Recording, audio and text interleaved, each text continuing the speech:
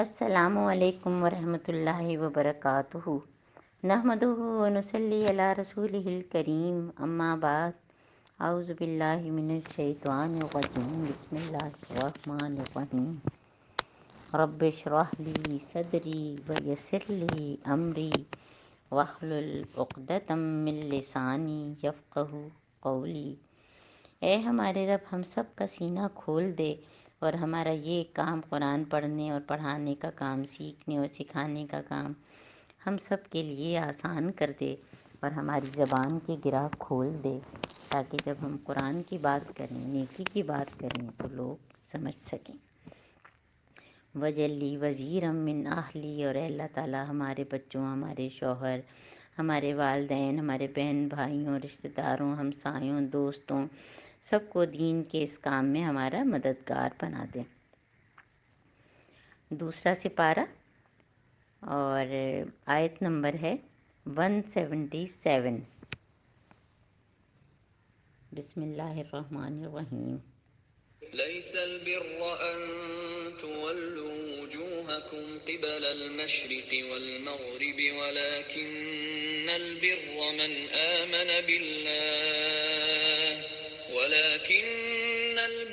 من آمن بالله واليوم الآخر والملائكة والكتاب والنبيين وآتى المال على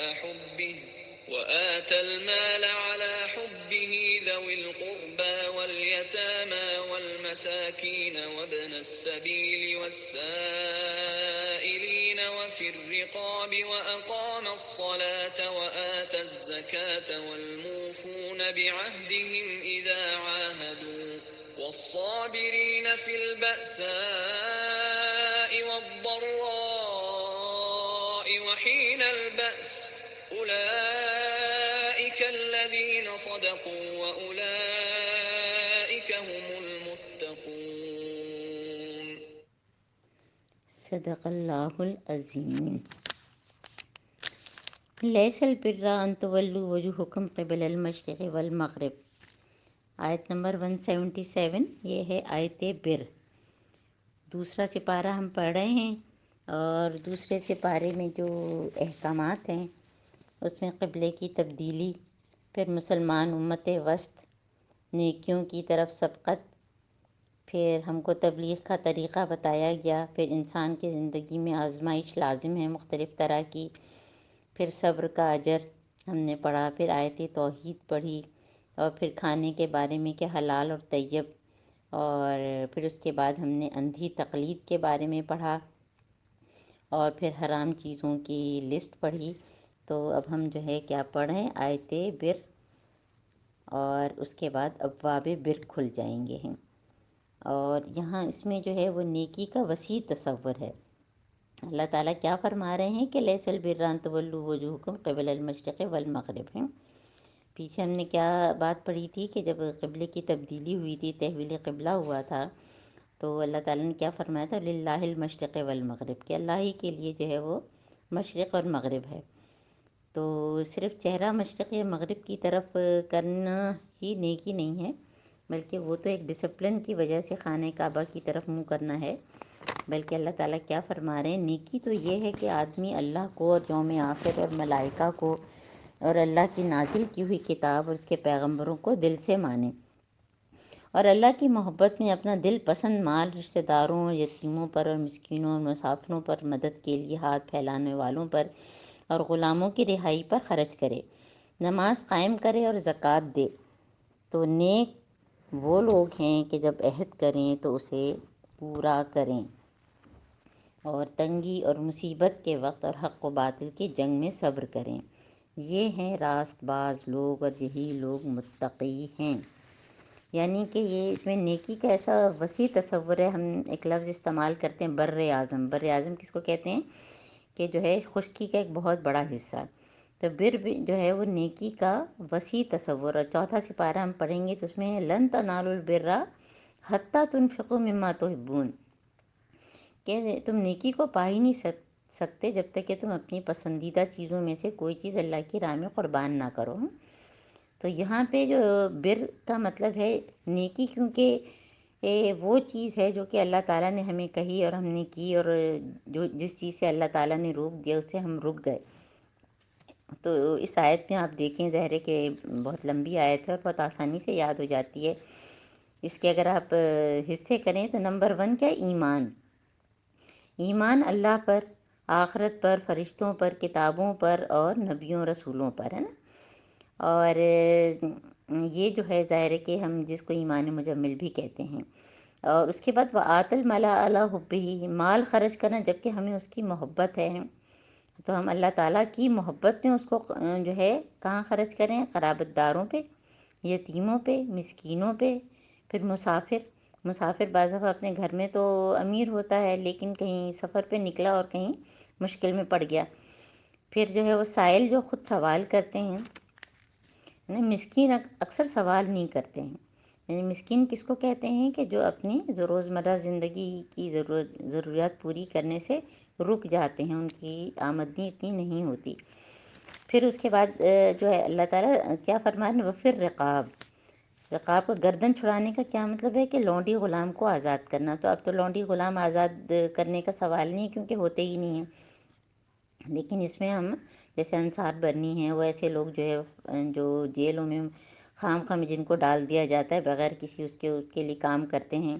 اور ان کے بیٹے بھی، تو اس طرح کی بہت ساری چیزیں جو ہے وہ پھر رقاب میں آتی ہیں۔ تو یہ ہو گیا مال خرچ کرنا، اور اس کے بعد جو ہے وہ نماز قائم کرنا تیسرے نمبر پہ، اور زکوٰۃ دینا چوتھے نمبر پہ ہے، اور پانچواں کیا ہے؟ موفون بعہدہم اذا عاہدوا، کہ جب وہ وعدہ کرتے ہیں تو وہ اس کو پورا کرتے ہیں، یعنی عہد کو الگ سے، حالانکہ وہ بھی نیکی میں ہی آتا ہے لیکن عہد کی بات جو ہے وہ اللہ تعالیٰ نے الگ سے کی ہے۔ اور پھر اس کے بعد دوبارہ جو ہے صبر کرنے کی، کہ تنگی میں اور فیمنن کنڈیشن میں جو قحط کی حالت ہوتی ہے اور جنگوں کی حالت ہوتی ہے جس میں لوگ بھوک سے گزر رہے ہوتے ہیں، تو ان سب میں بھی جو ہے وہ صبر کرتے ہیں۔ تو ویسے بھی آپ دیکھیں کہ اگر آپ کسی باغ میں جاتے ہیں تو وہ باغ بہت ہی خوشگوار لگتا ہے، لیکن اس میں بہت مختلف طرح کی چیزیں ہوتی ہیں، جیسے گھاس ہوتی ہے، پھر چھوٹے پھول ہوتے ہیں، پھر اس کے بعد بڑے درخت ہوتے ہیں، پھر اس سے بڑے گھنے درخت ہوتے ہیں۔ تو گھاس بھی ضروری ہے، اور ہرب شربس ٹریز سب بہت انسان کی طبیعت کو سکون دیتے ہیں، تو وہ سب اس کی قسمیں۔ اسی طرح نیکی کی بھی جو ہے وہ، اگر ہم مسکرا کے کسی سے بات کر رہے ہیں جبکہ ہمارا دل نہیں چاہ رہا ہے، ہم نماز پڑھ رہے ہیں، ہم اپنے مال جو اپنے اوپر خرچ کرنا چاہ رہے تھے، کسی کی ضرورت پڑی ہم نے اس کو دے دیا ہے، تو وہ ساری چیزیں، اور ایمان کے بغیر یہ چیزیں مکمل نہیں ہیں، کیونکہ بہت سے لوگ چیریٹی کے بہت کام کرتے ہیں لیکن وہ ایتھیسٹ ہوتے ہیں، تو ایمان ہونا جو ہے وہ بہت ضروری ہے۔ ظاہر ہے کہ یہ بہت ہی جامع جو ہے وہ آیت ہے، اور آیت بر اسی لیے اس کو کہتے ہیں کہ اس میں نیکی کا جو ہے وہ پورا وسیع تصور ہے، کہ پہلے ایمان کی بات کی اور پھر عمل صالح کی جو ہے وہ لسٹ بتائی ہے۔ اور عہد کی بات جو ہے وہ بار بار جو ہے حضرت محمد صلی اللہ علیہ وآلہ وسلم نے فرمائی ہے، کہ جو عہد کا پاس نہیں کرتا اس کا تو کوئی دین ہی نہیں ہے، یہ حدیث بھی ہے۔ اس کے بعد اللہ تعالیٰ کیا فرما رہے ہیں؟ دیکھیں، جب یہ آیت بر آئی تو اس کے بعد بر کس کو کہتے ہیں؟ نیکی ہیں۔ تو نیکی کے اب طریقے بتا رہے ہیں، کیسے؟ ڈوز اینڈ ڈونٹس کے ذریعے۔ تو اس کے فوراً بعد پہلا جو دروازہ کھلا ہے، یعنی ابواب بر جو کھلے ہیں، مفتی محمد شفیع جو ہے اس کو اسی طرح بیان کرتے ہیں بہت ہی خوبصورتی سے، کہ پہلا جو دروازہ کھلا وہ قصاص کا حکم ہے۔ اور قصاص کیا ہے؟ کہ جان کے بدلے میں جان، کہ یا ایھا الذین آمنو، اور یا ایھا الذین آمنو جب بھی ہم سنیں گے ہم اللہ تعالیٰ کو جواب دیں گے کہ جی اللہ تعالیٰ آپ ہم سے کیا کہہ رہے ہیں۔ تو اللہ تعالیٰ کیا فرما رہے ہیں؟ کہ تمہارے لیے قتل کے مقدمے میں قصاص کا حکم لکھ دیا گیا ہے، یعنی آزاد کے بدلے، آزاد مرد ہوگا اس نے قتل کیا تو اسی سے بدلہ لیا جائے گا، اور اگر غلام قتل ہوگا تو غلام ہی قتل کیا جائے گا۔ یہ نہیں کہ بعض دفعہ جہالت کے زمانے میں جو ہے اگر کوئی جو ہے وہ آزاد قتل کیا جاتا تھا تو اس کے بدلے میں وہ غلام کو قتل کر دیتے تھے، تو ایسا نہیں۔ اور اگر مرد قتل کیا جائے گا تو مرد ہی، اور عورت اگر اس جرم کی مرتکب ہو تو اس عورت ہی سے قصاص لیا جائے گا، یعنی جان کے بدلے میں جان، ہے نا۔ ہاں اگر کسی قاتل کے ساتھ اس کا بھائی کچھ نرمی کرنے کے لیے تیار ہو تو معروف طریقے کے مطابق اس کا خون بہا کا تصفیہ ہونا چاہیے۔ تو یعنی ایک تو جان کا بدلہ جان، دوسرا خون بہا، اور تیسرا جو ہے وہ معاف کرنا ہے، کہ نہ تو پیسے لیے اور نہ جان لی ہیں، لیکن یہ کس کے اوپر ہوگا کہ جس کا قتل کیا گیا وہ اس کے ہاتھ میں اس چیز کا فیصلہ کرنا ہوگا، اور قاتل کو لازم ہے کہ راستی کے ساتھ خون بہا ادا کرے، یعنی کہ اگر یہ طے کیا ہے اسٹیٹ نے کہ اس کا خون بہا، اس کے بدلے میں جو ہے اس کو پے کیا جائے گا، تو جو بھی قیمت ادا کی گئی ہے وہ اس کو یہ نہیں کہ کہہ دے کہ ہم ادا کریں گے اور بعد میں ادا نہ کریں، تو یہ تمہارے رب کی طرف سے ذالک تخفیف من ربکم و رحمت، یعنی کہ اللہ تعالیٰ کی رحمت ہے کہ تمہارے لیے جو ہے یہ آسانی کی گئی ہے، جبکہ جو ہے پچھلی جو شریعتیں تھیں ان میں یہ نرمی نہیں تھی نا، عیسائیوں میں یہ نرمی نہیں تھی، تو اسی لیے اللہ تعالیٰ یہ بات بتا رہے ہیں کہ یہ اللہ تعالیٰ کی طرف سے رحمت ہے۔ فمن اعتدی بعد ذلک فلہ عذاب علیم، اور کوئی جس کو یہ بات دے کے حکم آ گیا قرآن میں، ہمیں پتہ چل گیا، تو اگر جو اس پر پھر عمل نہ کرے تو اس کے لیے دردناک سزا ہے۔ اور اس کو انڈر لائن کریں آیت نمبر 179 کو، کہ وَلَكُمْ فِي الْقِصَاصِ حَيَاةٌ يَا أُولِي الْأَلْبَابِ لَعَلَّكُمْ تَتَّقُونَ، اور تمہارے لیے قصاص میں زندگی ہے، اور بظاہر تو ہم کو یہ لگتا ہے کہ قصاص تو جان کے بدلے جان ہے، تو اس میں زندگی کیسے ہے؟ اس میں اس لیے زندگی ہے کہ اگر واقعی اس پر پریکٹس کیا جائے، اس کو جو ہے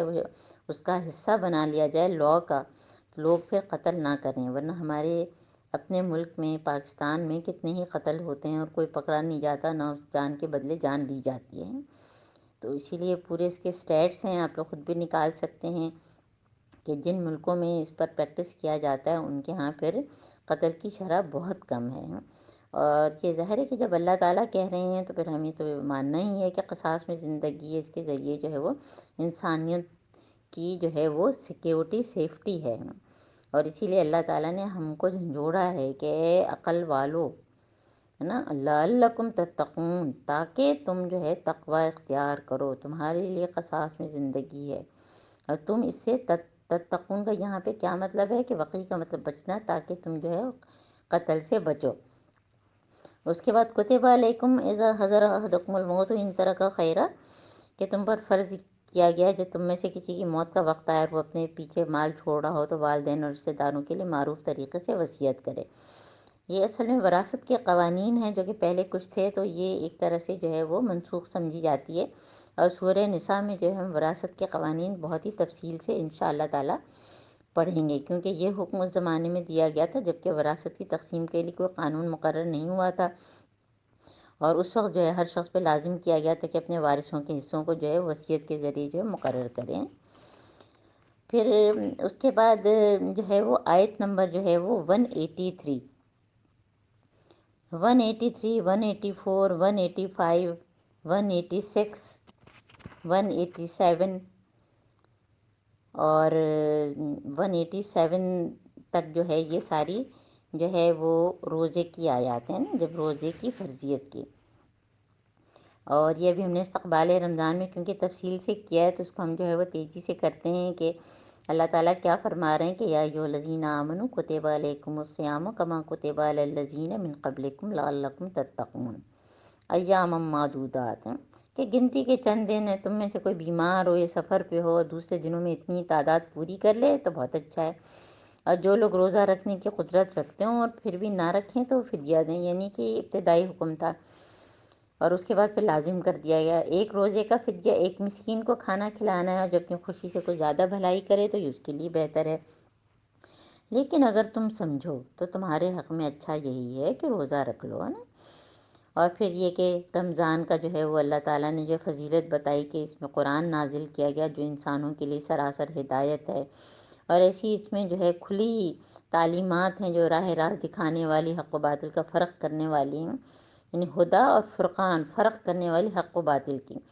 تو جس کسی کو بھی یہ مہینہ ملے تو اس کو چاہیے کہ فل یصم ہو، جو وہ روزے رکھے، اور اللہ تعالیٰ جو ہے تمہارے ساتھ جو ہے وہ نرمی کرنا چاہتا ہے، سختی نہیں کرنا چاہتا ہے، تو تم اگر کوئی بھی اس طرح کا مرض والا حال ہو، کچھ بھی ہو، تو تم کیا کرو، وَلِتُکْمِلُوا الْعِدَّةَ، اور تم جو ہے گنتی پوری کرو،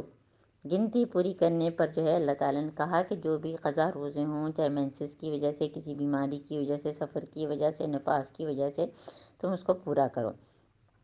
اور ساتھ میں اللہ تعالیٰ نے مجھے اور آپ کو کیا یاد دلایا کہ اس میں تکبر نہ کرو، اللہ تعالیٰ کے شکر گزار بنو۔ تو پہلے تقویٰ کی بات کی گئی، پھر شکر کی بات کی گئی، اور اب اللہ تعالیٰ کیا فرما رہے ہیں کہ وَإِذَا سَأَلَكَ عِبَادِي عَنِّي فَإِنِّي قَرِيبٌ۔ کتنی خوبصورت آیات ہیں۔ اجیب دعوت الداعِ اذا دعانی، کہ اے نبی صلی اللہ علیہ وآلہ وسلم، اگر میرے بندے میرے بارے میں پوچھیں۔ اصل میں عرب بدو جو تھے وہ حضرت محمد صلی اللہ علیہ وسلم کے پاس آئے، اور کیا انہوں نے کہا کہ آخر اللہ تعالیٰ ہیں کہاں؟ تو اس پہ جو ہے یہ آیت نازل ہوئی، جس پہ اللہ تعالیٰ نے کیا فرمایا کہ میرے بندے میرے بارے میں پوچھیں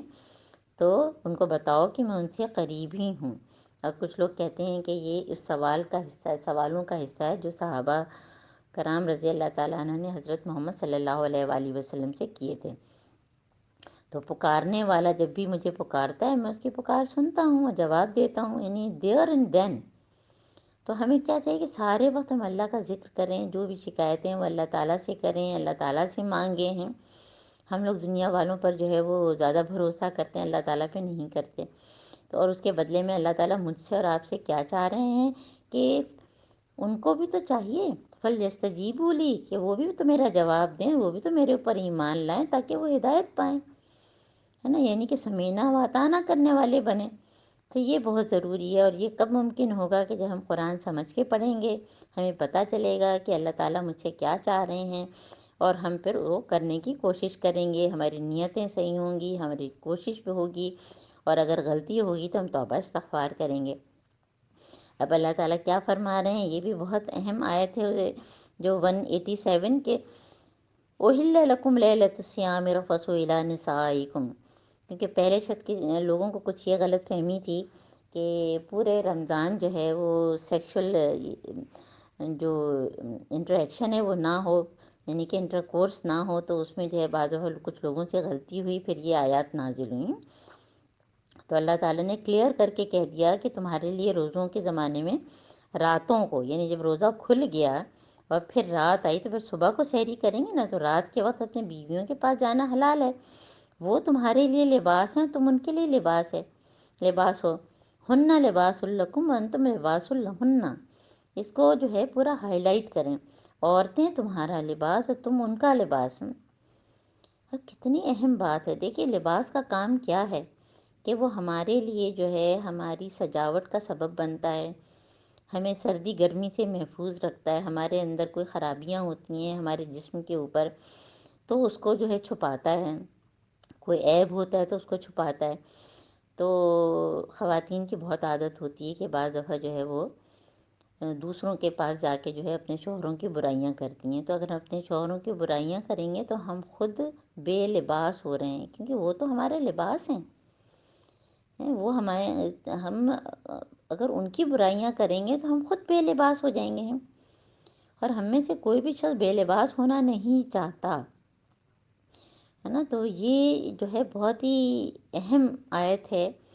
حالانکہ یہ روزے کے اس میں آئی ہے اور اس پھر دوبارہ بھی آئے گی، یعنی کہ اس کو جنرلائز کریں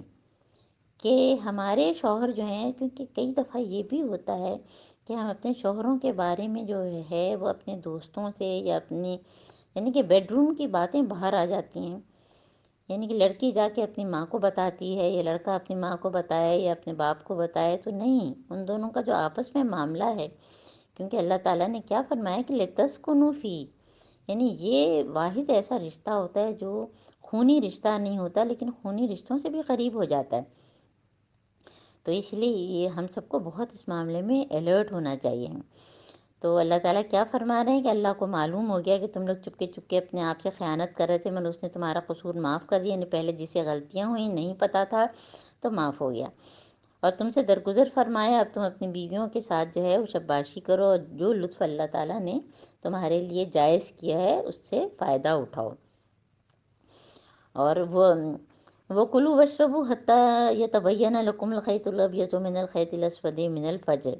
یہ سحری کے ٹائم کی بات ہے کہ راتوں کو کھاؤ پیو یہاں تک کہ جو ہے وہ شب کی دھاری سے جو ہے سپید صبح کی دھاری جو ہے یعنی صبح صادق ہو جائے، اور ظاہر ہے کہ ہمارے پاس تو اب سحری اور افطاری کا پورا چارٹ ہوتا ہے، ہم اس کو فالو کرتے ہیں، کوئی باہر جا کر ہم نکل کر دیکھتے نہیں ہیں کہ کیسے ادھاری الگ ہو رہی ہے نا۔ تو پھر کیا کرو کہ یہ سب ساری چیزیں چھوڑ کر اپنا روزہ پورا کرو۔ اور اس کے بعد پھر اعتکاف کی بات آئی ہے کہ جب اعتکاف کی حالت میں ہو تو تم اپنے ثم اتیموا الصیام الی اللیل، یعنی کہ اپنے روزے پورے کرو، اور ساتھ میں کیا ہے کہ جو اعتکاف میں بیٹھے گا، جو آخری عشرے میں بیٹھتے ہیں، اس میں جو ہے وہ کیا کریں گے کہ اپنی بیویوں کے پاس بھی نہیں جائیں گے۔ یعنی اعتکاف کے لیے کیا ضروری ہے، جو آخری عشرے کا 10 دن کا اعتکاف ہوتا ہے، کہ اس میں جو ہے غیر ضروری کسی بھی چیز میں اپنے کو انوالو نہیں کرنا ہے، بیویوں سے دور رہنا ہے، کوئی انٹر کورس نہیں کرنا ہے، اور روزے کی حالت میں ہونا ضروری ہے۔ تو یہ کیوں؟ کیونکہ تلک حدود اللہ فلا تقربوها، تو یہ اللہ کی حدود ہیں، تو ان کے قریب بھی مت جاؤ۔ اس کو جو ہے جیسے کہ اللہ تعالیٰ نے حضرت آدم علیہ السلام سے فرمایا تھا لا تقربا هذه الشجرہ، تو اس کے قریب یعنی کہ اسے ملتی جلتی چیز بھی نہیں کرنا کہ کہیں کوئی غلطی نہ ہو جائے۔ تو تم مسجدوں میں معتکف ہو تو بیویوں سے مباشرت نہ کرو۔ یہ تو دیکھیں نا آخری عشرے کی بات ہے، اور جو ہے پورے 10 دن کی، اگر ہم پورے 10 دن نہیں کر سکتے، جو بھی ہماری ذمہ داریاں ہیں، جو بھی ہمارے فرائض ہیں، ہمارے بچے اگر چھوٹے ہیں، ہمارے ماں باپ بوڑھے ہیں، یا کوئی اور ہماری نوکری ایسی ہے، تو ہم جتنی دیر کا کر سکیں، ہم 1 دن کا کر سکیں تو 1 دن کا کر لیں، ہم کچھ گھنٹوں کا کر سکتے ہیں گھنٹوں کا کر لیں نا۔ ہم نے عصر سے مغرب کر لیا یا عشاء سے فجر کر لیا ہے اور نیت کر لی۔ اور اگر جو ہے رمضان میں جیسے کہ ہم یہ بیٹھ کے قرآن پڑھیں گے، اور 1 گھنٹہ اگر ہم نے لگ کے جو ہے یہ قرآن پڑھا، تو ہم نے اعتکاف کی نیت کر لی،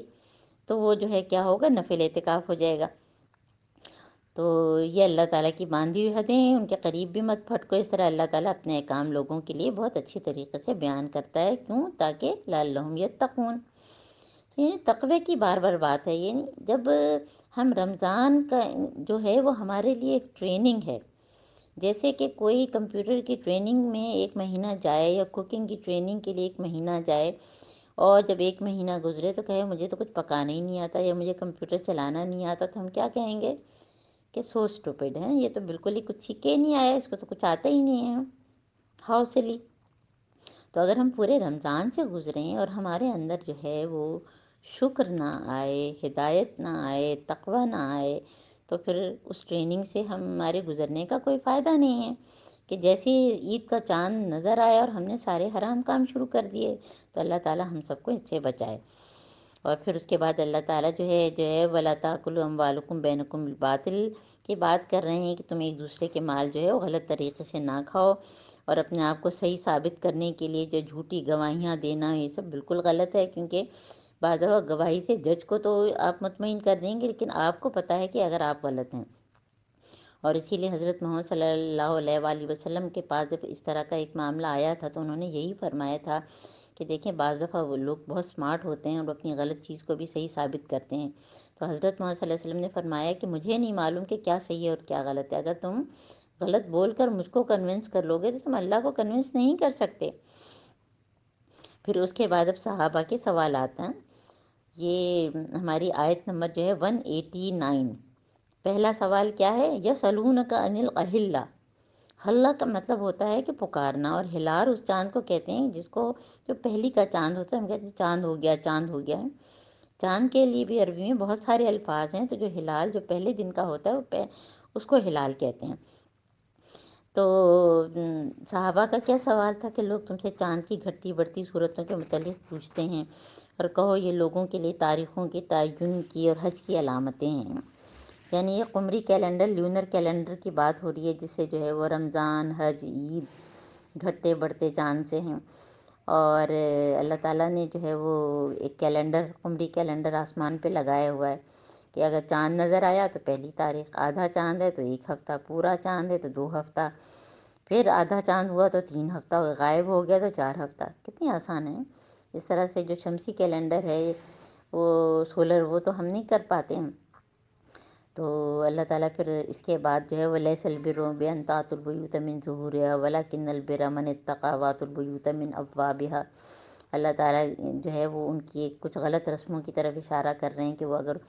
احرام باندھ کے جاتے تھے تو سامنے کے دروازے سے نہیں آتے تھے، پیچھے سے آتے تھے۔ تو ان کو بھی اللہ تعالیٰ کیا یاد دلا رہے ہیں کہ وَاتَّقُوا اللَّهَ لَعَلَّكُمْ تُفْلِحُونَ، یعنی فلاح پانے کے لیے جو ہے وہ تقوی ضروری ہے۔ سورہ بقرہ کا جو نصف ثانی ہے، سیکنڈ ہاف، اس میں روزے، حج اور پھر قتال کی بات ہوئی ہے۔ تو اب جو ہے وہ قتال کی، وَقَاتِلُوا فِي سَبِيلِ اللَّهِ الَّذِينَ يُقَاتِلُونَكُمْ وَلَا تَعْتَدُوا۔ دیکھیے جہاد کا مطلب ہوتا ہے اٹموسٹ اسٹرگل، اور جہاد جو ہے ہم زبان سے بھی کر سکتے ہیں، ہاتھ سے بھی کر سکتے ہیں، پھر ہم اپنی جان سے بھی کر سکتے ہیں۔ تو جو قتل ہے وہ سب سے آخری ہے، اور اس سے پہلے کے جو سارے ہیں کہ اگر ہم تعلیم قرآن کے ذریعے جہاد کر رہے ہیں، لوگوں کو تعلیم دے رہے ہیں، تو بھی جو ہے یہ جہاد ہی کہلاتا ہے۔ تو اللہ تعالیٰ کیا فرما رہے ہیں کہ تم اللہ کی راہ میں ان لوگوں سے لڑو جو تم سے لڑتے ہیں، مگر زیادتی نہ کرو کہ اللہ زیادتی کرنے والوں کو پسند نہیں کرتا، اور ان سے لڑو جہاں بھی تمہارا ان سے مقابلہ پیش ہے، انہیں نکالو جہاں سے انہوں نے تم کو نکالا، اس لیے کہ قتل اگرچہ برا ہے مگر فتنہ اس سے بھی زیادہ برا ہے۔ یعنی کہ قتل تو بظاہر دیکھنے میں نظر آتا ہے نا، فتنہ کیا ہے کہ ادھر کی بات ادھر لگانا، دوسروں کو لڑائی کروانا ہے، اور وہ بظاہر پتہ بھی نہیں چلتا، جیسے کہ کوئی اندر پھوڑا ہوتا ہے تو وہ اندر اندر پکتا جاتا ہے اور پھر اس کو پھوڑ کے باہر نکالنا پڑتا ہے۔ تو یہاں پہ اللہ تعالیٰ جو ہے وہ فتنہ یعنی ان لوگوں کی جو شرانگیزی ہوتی ہے وہ سے اگر تمہیں پتہ چل جائے اور تمہیں پتہ ہے کہ تمہارے خلاف ہیں، تو پھر اس کو دور کرنے کی کوشش کرو، ہے نا، اور تم ان سے لڑتے رہو یہاں تک کہ فتنہ باقی نہ رہے۔ وَقَاتِلُوهُمْ حَتَّى لَا تَكُونَ فِتْنَةٌ وَيَكُونَ الدِّينُ لِلَّهِ، اور اس وقت تک لڑو کہ اللہ کا دین قائم ہو جائے، دین قائم ہو جائے، پولیٹیکلی، سوشل وے میں، اکانومک، ہے نا، سود سے فری، اور ہمارا جو سوسائٹی کا سیٹ اپ ہو دین اسلام پر ہو، تو یہ ساری چیزیں ہماری اس میں۔ فَإِنِ انتَهَوْا فَلَا عُدْوَانَ إِلَّا عَلَى الظَّالِمِينَ، تو اور دین اللہ کے لیے، پھر اگر وہ باز آ جائیں تو پھر ان کے اوپر جو ہے تم بھی باز آ جاؤ، تم ان کے اوپر خام خامے ان سے مت لڑائی کرو۔ اور پھر اللہ تعالیٰ حرام مہینوں کی بات کر رہے ہیں، سورہ توبہ میں اس کا ذکر ہے کہ جب سے زمین و آسمان بنے مہینوں کی تعداد 12 ہے، اور اس میں 4 جو ہیں وہ حرام مہینے ہیں۔ حرام مہینے یاد رکھنے کا یہ طریقہ ہے کیونکہ یہ وہ مہینے تھے جب جو ہے سب جنگ اور قتل جو ہے وہ منع کیا ہوا تھا اللہ تعالیٰ نے، کیونکہ وہ حج کے دن تھے، اور حج ہمارا ذی الحج میں ہوتا ہے، اس سے پہلے ذی القعدہ ہے، تو ذی القعدہ، ذی الحج، محرم، یہ 3 مہینے،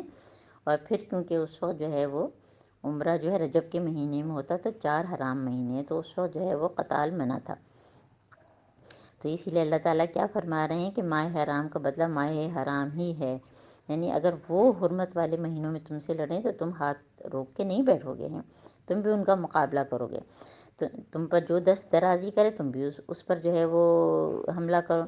البتہ یہ ہے کہ اللہ تعالیٰ سے ڈرو، وہی واتقوا اللہ وَاعْلَمُوا أَنَّ اللَّهَ مَعَ الْمُتَّقِينَ، یہ نہیں کہ اللہ تعالیٰ نے اجازت دی ہے تو تم غلط کام کرو، جہاں ضرورت ہے وہاں تمہارے لیے جو ہے وہ اجازت ہے۔ اور پھر اس کے بعد انفاق فی سبیل اللہ کی بات ہے نا، جو کہ سورہ بقرہ میں بہت زیادہ آخر کے رکوع میں بھی ہے، اور مستقل جو ہے وہ انفاق کی بات ہے۔ تو اللہ تعالیٰ کیا فرما رہے ہیں، وَأَنفِقُوا فِي سَبِيلِ اللَّهِ، اور اللہ کی راہ میں خرچ کرو، وَلَا تُلْقُوا بِأَيْدِيكُمْ إِلَى التَّهْلُكَةِ، اور اپنے آپ کو اپنے ہاتھوں سے ہلاکت میں مت ڈالو۔ اپنے ہاتھ سے اپنے آپ کو ہلاکت میں ڈالنا کیا ہوتا ہے کہ گناہ کے سارے کام کرنا، اللہ کی نافرمانی کرنا، تو اس طرح سے اپنے آپ کو جہنم کے قریب کرنا۔ پھر دنیا میں رہتے ہوئے بھی ہم جسمانی اور دماغی صحت کی اپنی فکر نہ کریں، اور اسی لیے حرم میں جو ہے شاید باب فہد کے سامنے بڑا بڑا بورڈ لگا ہوا ہے جس میں جو ہے ایک سگریٹ کی تصویر ہے، اور وہاں پہ یہی آیت لکھی ہوئی ہے کہ وَلَا تُلْقُوا بِأَيْدِيكُمْ إِلَى التَّهْلُكَةِ، کہ اگر کوئی بھی نشے کی عادی چیزیں ہم استعمال کر رہے ہیں تو ہم اپنے آپ کو ہلاکت میں ڈال رہے ہیں۔ اور خرچ کرنا، جب ہم اللہ کی راہ میں کی بات کرتے ہیں تو یہ اللہ کے دین کی خاطر ہے، دین پڑھنے کے لیے، پڑھانے کے لیے، اور لوگوں کی مدد کرنے کے لیے، لوگوں کی عیادت کے لیے، تعزیت کے لیے۔ اگر ہم کچھ خرچہ کر رہے ہیں، جا رہے ہیں، ہم کسی کو حفظ کروا رہے ہیں، یا ہم کسی کے لیبارٹری میں سامان رکھوا رہے ہیں کہ بچے پڑھیں ہیں، یا لائبریری بنا رہے ہیں، تو یہ سب جو ہے وہ انفقوا فی سبیل اللہ ہے۔ اور اللہ کی خوشنودی کے لیے جب حج و عمرے کی نیت کرو تو اسے پورا کرو، اور اگر کہیں گر جاؤ تو جو قربانی میسر ہے اللہ کی جانب میں پیش کرو، ہے نا۔ یہ جو دم والا ہے کہ جب بھی کوئی غلطی ہو جاتی ہے حج اور عمرے میں تو پھر دم جو لازم ہوتا ہے، اور اپنے سر نہ مونڈو جب تک کہ قربانی اپنی جگہ نہ پہنچ جائے، مگر جو شخص مریض ہو، جس کے سر میں کوئی تکلیف ہو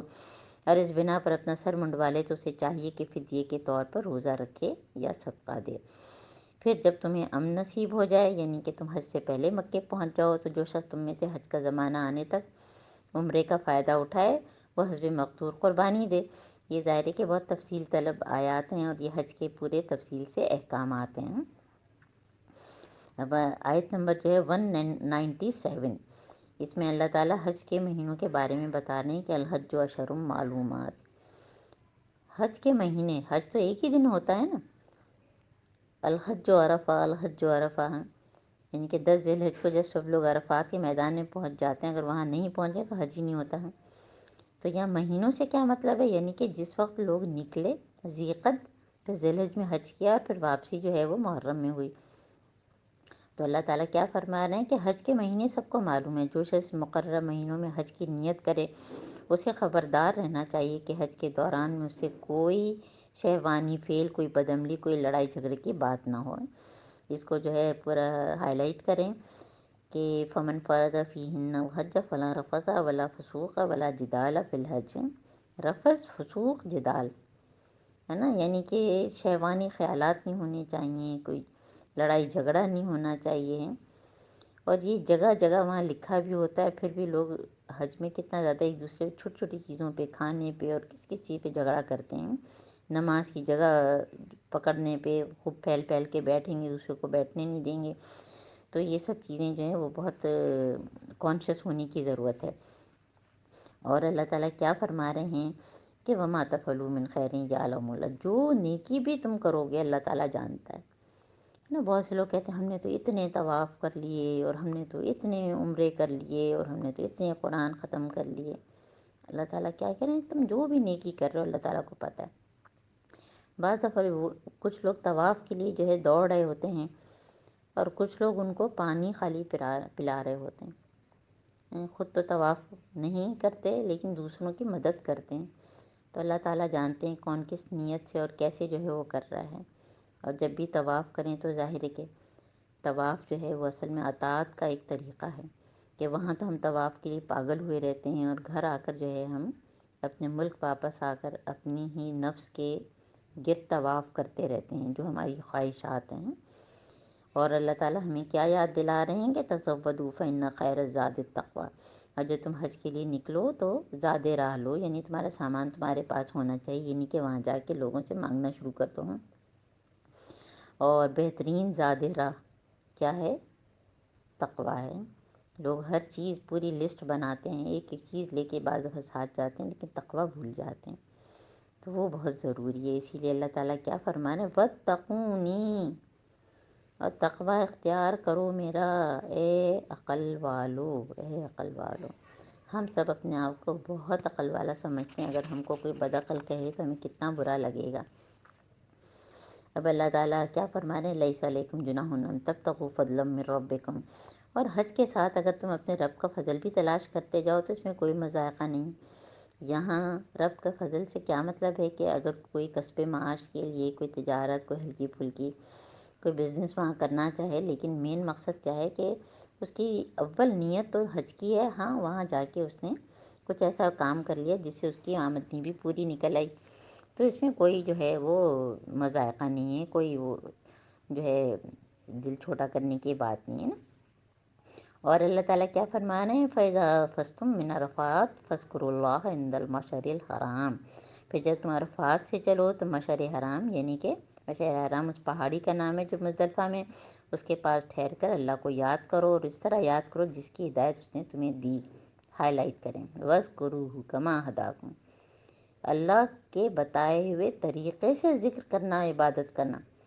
ہے نا۔ ہم بدعات نہیں ایجاد کرنی ہے، اور ہم کو الٹے سیدھے طریقے سے جو کہیں قرآن اور سنت سے ثابت نہیں وہ نہیں کرنا۔ وَإِن كُنتُم مِّن قَبْلِهِ لَمِنَ الضَّالِّينَ، کیونکہ اس سے پہلے جب تم قرآن سے نہیں جڑے تھے، جب تم حضرت محمد صلی اللہ علیہ وسلم کی سنت نہیں پڑھی تھی، تو تم بہت ہی بھٹکے ہوئے تھے، اور ہم سب کا یہی حال ہے۔ تو اس وقت کے لوگوں کو بھی کہا جا رہا ہے، اور ظاہر قیامت تک یہ ساری آیات اسی طرح سے ہیں۔ اور پھر جو ہے ثم افیضوا من حیث افاض الناس فاستغفروا اللہ ان اللہ غفور الرحیم، پھر جہاں سے اور سب لوگ پلٹتے ہیں تم بھی پلٹو اور اللہ سے معافی چاہو۔ اس کے پیچھے کیا مسکانسیپٹ تھا کہ جو قریش سردار، کیونکہ اپنے آپ کو سردار سمجھتے تھے، بہت اونچی چیز سمجھتے تھے، تو وہ کیا کرتے تھے کہ عرفات جاتے ہی نہیں تھے، مزدلفہ پہلے آتا اور عرفات بعد میں، تو وہ مزدلفہ سے ہی واپس آ جاتے، کیونکہ وہ اپنی توہین سمجھتے تھے کہ ہم سب کے ساتھ عرفات جائیں، تو جب عرفات پہنچے ہی نہیں تو پھر حج ہی نہیں ہوگا۔ تو اللہ تعالیٰ یہ سمجھا رہے ہیں کہ جہاں سے سب پلٹتے ہیں وہاں سے پلٹو، اپنی مرضی سے نہیں، کیونکہ یہ سارے حج کے ارکان جو ہیں وہ بتائے گئے ہیں، سمجھائے گئے ہیں، تو تم اسی پر ہی کرو، عمل کرو۔ اور کیا اللہ تعالیٰ فرما رہے ہیں کہ وَإِذَا قَضَيْتُم مَنَاسِكَكُمْ فاذكروا اللہ، اور جب حج کے سارے مناسک سب چیزیں پوری ہو جائیں، تو پھر جب حج پورا ہو جاتا ہے، سب کچھ ہو گیا، خبر آ گئی کہ یہاں پہ قربانی بھی ہو گئی، تو لوگ ریلیکس ہو جاتے ہیں، پھر مینا میں بیٹھ کے جو ہے وہ ادھر ادھر کی باتیں کرنی شروع کر دیتے ہیں۔ اور پہلے بھی یہی ہوتا تھا کہ لوگ بیٹھ کے پھر اپنے آباء و اجداد کے قصے کرتے تھے۔ تو اللہ تعالیٰ کیا فرما رہے ہیں کہ جب حج کے ارکان ادا کر چکو، تو جس طرح پہلے اپنے آباء و اجداد کا ذکر کرتے تھے، اس طرح اب اللہ کا ذکر کرو، بلکہ اس سے بھی بڑھ کے ہائی لائٹ کریں، فَاذْكُرُوا اللَّهَ كَذِكْرِكُمْ آبَاءَكُمْ أَوْ أَشَدَّ ذِكْرًا، یعنی کہ میں اور آپ جب بھی فالتو بیٹھتے ہیں تو ہمیں کون یاد آتا ہے؟ اپنے بچے، اپنے ماں باپ، اپنے دادا دادی، نانا نانی، اور سب ایک دوسرے کی شان کے قصے، اور وہ دور دور تک ہم لوگ خوب لہک لہک کے بول رہے ہوتے ہیں۔ تو اللہ تعالیٰ کیا کہہ رہے ہیں کہ اللہ کا ذکر کرو جیسے کہ تم اپنے آباء و اجداد کو، بلکہ اس سے بھی زیادہ، اس سے بھی زیادہ۔ اور آپ نے وہ حدیث بھی سنی ہوگی کہ اللہ کا ذکر اتنا کرو کہ لوگ تم کو ریاکار یا مجنون سمجھنے لگیں، لیکن تم نہ تو ریاکار ہو نہ مجنون، یعنی اللہ سے اتنی محبت ہو کہ خود بخود جو ہے ہمارے منہ سے اللہ ہی کی بات نکلے، کیونکہ ہمیں اپنے بچوں سے محبت ہوتی ہے، کوئی اپنے بچے کی بات کر رہا ہے تو ہم اپنے بچوں کی بات کرنی شروع کر دیتے ہیں، کوئی اپنے ماں باپ کی بات کر رہا ہے ہم اپنے ماں باپ کی، ہم ان سے محبت کرتے ہیں، تو اس لیے اللہ تعالیٰ ہم کو یاد دلا رہے ہیں۔ پھر کیا فرما رہے ہیں اللہ تعالیٰ، فَمِنَ النَّاسِ مَن يَقُولُ رَبَّنَا آتِنَا فِي الدُّنْيَا وَمَا لَهُ فِي الْآخِرَةِ مِنْ خَلَاقٍ وَمِنْهُم مَّن يَقُولُ رَبَّنَا آتِنَا فِي الدُّنْيَا حَسَنَةً وَفِي الْآخِرَةِ حَسَنَةً وَقِنَا عَذَابَ النَّارِ۔ کتنی جامع دعا ہے۔ دو طرح کے لوگ، ایک وہ لوگ ہیں جو سارے وقت دنیا ہی مانگتے ہیں، لوگوں میں سے کچھ تو ایسے ہیں جو ربنا آتنا فی الدنیا، اور ان کا آخرت میں تو کوئی حصہ ہی نہیں ہے، دنیا تو ان کو مل جائے گی، لیکن آخرت میں تو ان کا کوئی حصہ نہیں ہے۔ تو جامع دعا کیا ہے میرے اور آپ کے لیے، جو ہم ہر وقت مانگیں ہیں، اور طواف کرنے میں بھی مانگتے ہیں ہم، جو آخری ہم رکن یمانی سے وہاں جاتے ہیں تو ہم کیا، ربنا آتنا فی الدنیا، اللہ تعالیٰ دنیا میں بھی ہمیں بھلائی دے اور آخرت میں بھی بھلائی دے۔ اور کمپلیٹ دعا کیا ہے کہ آگ کے عذاب سے بچائیں، کہ بہت سے لوگ ایسے ہوں گے جو دوزخ میں جائیں گے، اور پھر اس کے بعد ایک ٹائم گزار کے اور پھر ان کو جنت میں منتقل کیا جائے گا۔ تو اللہ تعالیٰ ہم سب کو اس سے بچائے۔ یہ دعائیں سب کو یاد ہیں، لیکن ہم لوگ صرف لپ سروس ہوتی ہے، ہم نماز پڑھتے ہیں یوں تیزی سے، ربنا آتنا فی الدنیا حسنۃ وفی الآخرۃ حسنۃ، بغیر سمجھے بغیر بوجھے،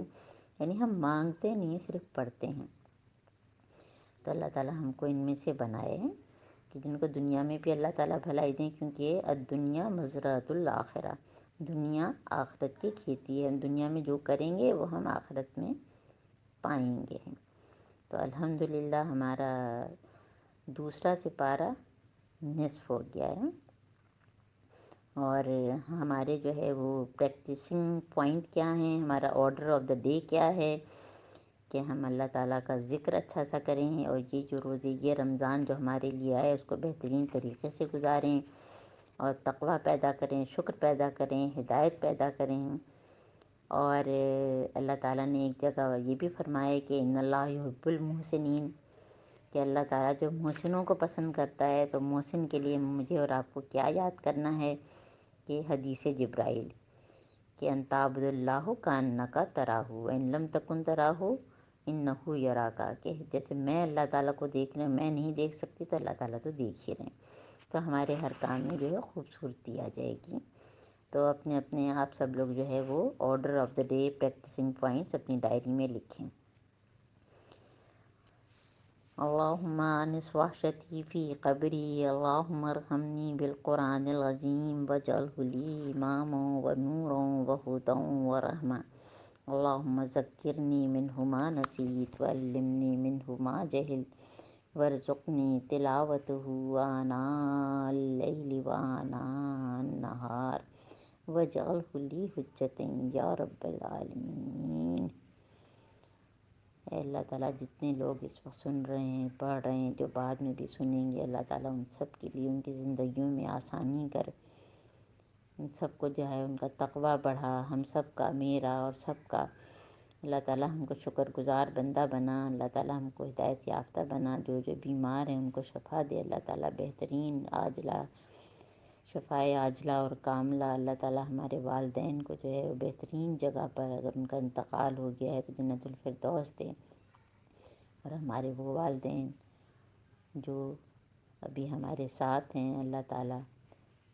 ان کی بیماری کی نعمت کو تندرستی کی نعمت میں بدل دے، اور اللہ تعالیٰ ہمارے بچوں کی اصلاح کر دے، آمین ثم آمین۔ سبحانک اللہم و بحمدک، اشہد ان لا الہ الا انت، نستغفرک نستغفرک نستغفرک نتوب الیک۔ السلام علیکم ورحمۃ اللہ وبرکاتہ۔